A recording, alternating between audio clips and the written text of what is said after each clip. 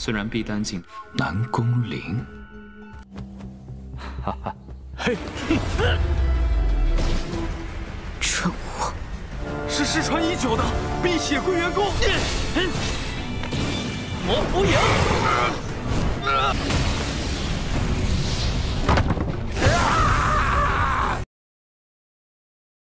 Dan jangan membiarkannya lari ke pelukan wanita lain, karena potensi Ye Peng sungguh luar biasa, dan jika dia bisa menjadi menantu dari keluarga Xiao, maka keluarga Xiao pasti akan melambung tinggi di seluruh wilayah tengah.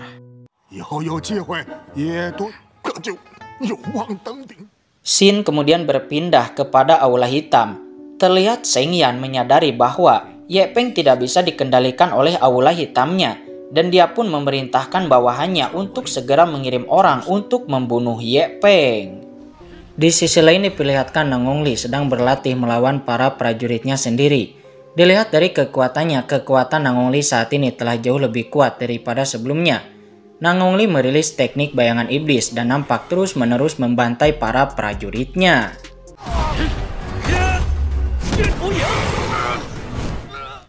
Di area luar pertempuran terlihat Nang Hongjian yang mengatakan bahwa Nang Hongli telah menyerap darah binatang yang membuatnya menerobos ke ranah Tongsuan tingkat kedua.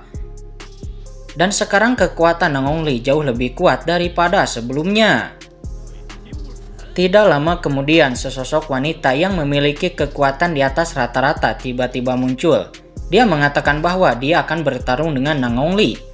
Nang Hongli yang kekuatan dan ranah kultivasinya sudah meningkat, nampaknya tidak ada apa-apanya di depan wanita ini. Ternyata wanita ini adalah adiknya Nang Hongli yang bernama Nang Honglin. Diketahui bahwa tingkat kultivasi Nang Honglin ini cukup tinggi, dan kekuatannya juga sangat kuat, dan dia adalah jenius sebenarnya dari keluarga Nang Hong. Dan kepulangannya kali ini juga atas perintah ayahnya, untuk mengambil tantangan pertarungan di arena. Ya, Anda bisa menebaknya, itu adalah tantangan pertarungan dengan Ye Peng. Nang Honglin kemudian masuk ke dalam kediamannya seraya mengatakan bahwa jangan ada seorang pun yang mengganggunya. Sementara Nang Hongli nampak dia sangat-sangat marah, karena bahkan adiknya sendiri pun meremehkannya.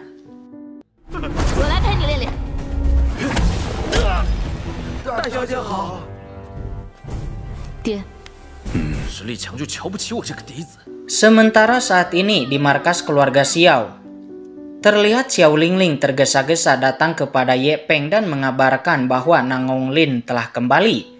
Dia juga menjelaskan bahwa Nang Honglin telah mencapai ranah Suan tingkat pertama. Ye Peng pun harus memuji Nang Honglin itu, karena di usianya yang sangat muda, dia telah mencapai ranah yang cukup tinggi, layak untuk disebut seorang jenius. Xiao Lingling mengiyakan hal tersebut. Menurutnya, Nang Honglin memang seorang jenius yang sangat berbakat. Tetapi bukan hanya seorang jenius, ternyata Nang Honglin juga telah membunuh kakak kandung Xiao Lingling. Kakak Xiao Lingling terbunuh di arena di tangan Nang Honglin hanya dengan satu serangan. Dan saat ini Xiao Lingling pun menjadi takut hal itu juga akan terjadi kepada Ye Peng.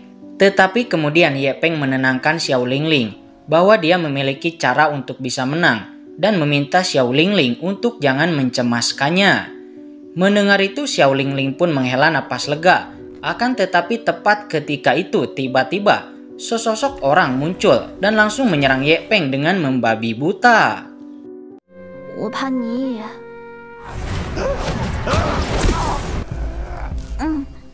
Xiao Lingling lalu menjelaskan bahwa orang ini adalah Akun Tan Sun, orang dari keluarga Xiao-nya. Namun Xiao Lingling tidak tahu apa yang membuat Akun Tan Sun menjadi seperti ini.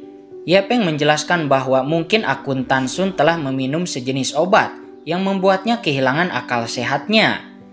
Hal ini pun semakin meyakinkan Ye Peng bahwa memang ada kekuatan luar yang telah menyusup ke dalam keluarga Xiao. Namun kemudian kegaduhan juga terjadi di luar. Dan nampak juru masa keluarga Xiao dan juga seorang pembantu keluarga Xiao juga telah kehilangan akal sehatnya.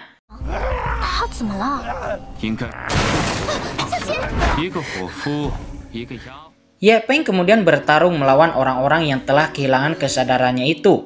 Namun karena sudah tidak bisa diselamatkan lagi, Ye Peng pun pada akhirnya terpaksa membunuh mereka.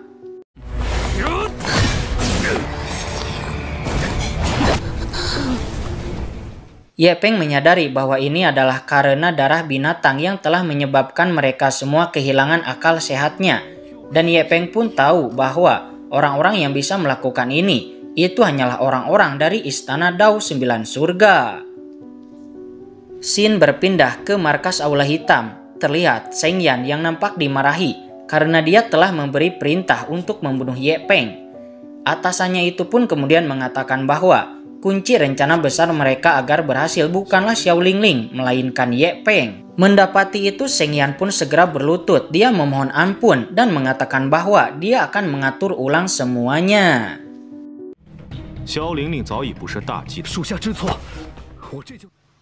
Ye Peng kemudian berkultivasi, lalu menemukan sejak seni 9 keabadiannya mencapai tingkat 3, kemampuan penyembuhannya sedikit meningkat. Tetapi walaupun begitu, Ye Peng masih belum bisa menerobos. Dan sepertinya akan sulit bagi Ye Peng untuk bisa menerobos ranah bidan tingkat 12. Dan Ye Peng pun hanya bisa menunggu keajaiban dan berharap ketika bertarung melawan Nanggong Lin. Semoga saja dia akan bisa melakukan terobosan.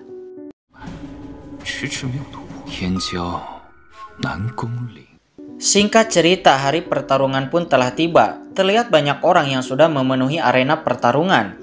Orang-orang kemudian berdiskusi dan menebak-nebak siapa yang akan menang, jenius keluarga Nanggong ataukah Ye Peng. Sementara di kursi kehormatan, terlihat Nanggong Jian duduk di salah satu kursi, sementara kursi di tengah nampak diduduki oleh seorang pria tua. Pria tua ini bernama Jiang Buen. Dia adalah patriark dari keluarga Jiang, salah satu keluarga besar di kota Xianyang. Tetapi kemudian semua orang bertanya-tanya mengapa keluarga Xiao belum datang dan bahkan Ye Peng sendiri belum datang. Nanggong Jian kemudian mencibir bahwa mungkin Ye Peng takut untuk datang. Di arena, Nanggong Li kemudian mengatakan bahwa ini adalah acara besar di kota Xianyang. Dan jika Ye Peng sampai tidak datang, maka Ye Peng telah melanggar aturan dan harus dihukum dengan diusir dari kota Xianyang. Mereka pun menghitung waktu dengan pembakaran satu batang dupa. Dan jika satu batang dupa ini telah habis terbakar tetapi Ye Peng belum datang juga, maka Ye Peng dan keluarga Xiao akan dihukum.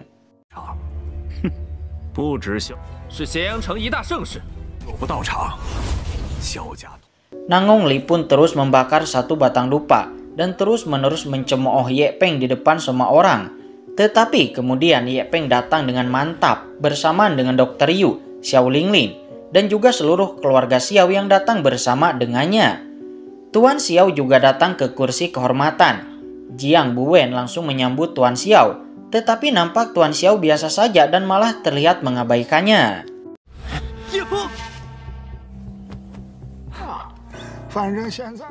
Di arena, Nanggong Li mengeluarkan auranya dan langsung memamerkan kultivasi ranah Tongsuan tingkat 2-nya.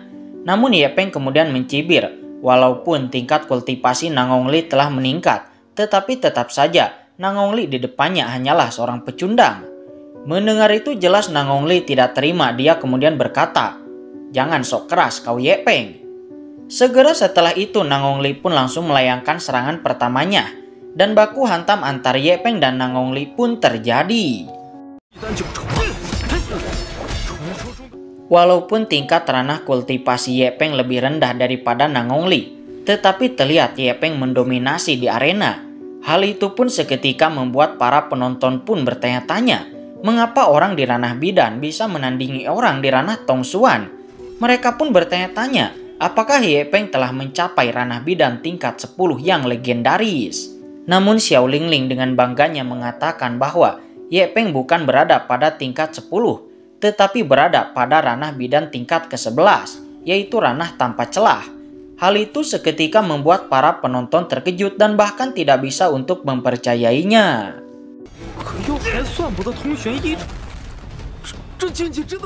Sementara di arena, Ye Peng mengatakan bahwa kamulah yang sok keras Nanggong Li. Tetapi kemudian Nanggong Li mengatakan bahwa sebelumnya hanyalah permulaan dan sekarang adalah serangannya yang sebenarnya. Tetapi serangannya itu pun juga diblokir lagi dan lagi oleh Ye Peng. Dan malah Nanggong Li lah yang dilempar keluar oleh Ye Peng. Hampir saja Nanggong Li keluar arena. Namun untungnya Nanggong Li langsung merilis kekuatan darah binatangnya. Sehingga dia tidak menyentuh tanah. Teknik darah binatang kemudian didesak olehnya. Namun terlihat, walaupun Nangongli telah merilis kekuatan darah binatang, dia tetap saja tidak bisa memberikan tekanan yang berarti kepada Ye Peng.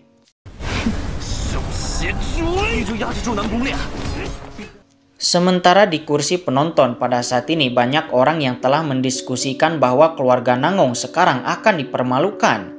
Mendapati keluarga Nangongnya diremehkan, Nangonglin hanya bisa mengutuk kakaknya itu sebagai orang bodoh. Di arena, Ye Peng mengatakan kamu memilih menjadi binatang buas daripada menjadi manusia dan sudah dapat dipastikan bahwa Nangongli akan mati dengan sangat mengenaskan.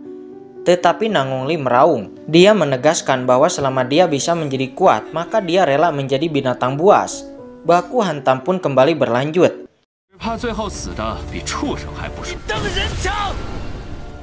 Sementara di kursi penonton banyak orang mendiskusikan tentang darah binatang, karena darah binatang ini adalah tonik yang sangat langka, dan mereka bertanya-tanya dari mana keluarga Nangong bisa mendapatkannya.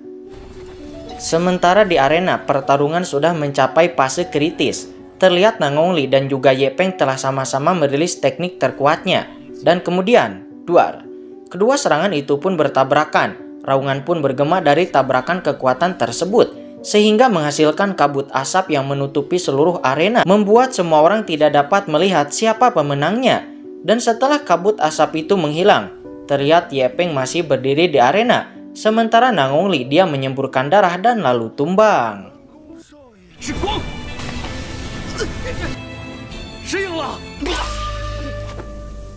Melihat hasil ini, semua orang nampak tidak percaya karena bagaimana mungkin Nangongli seorang ahli di ranah Tongsuan dikalahkan oleh Ye Peng yang hanya seorang ahli di ranah bidan. Sementara Nangongjen ketika melihat anaknya terjatuh seperti itu dan tidak diketahui hidup dan matinya, dia segera meminta untuk memanggil dokter, tetapi kemudian Tuan Xiao malah menyarankan agar secepatnya menggali kubur untuk Nangongli.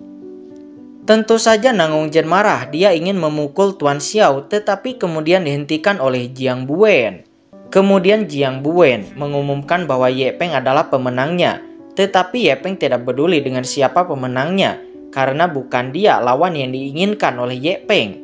Kemudian Ye Peng menunjuk tepat ke arah Nangonglin dengan pedangnya dan mengatakan bahwa dialah orang yang ingin dia lawan.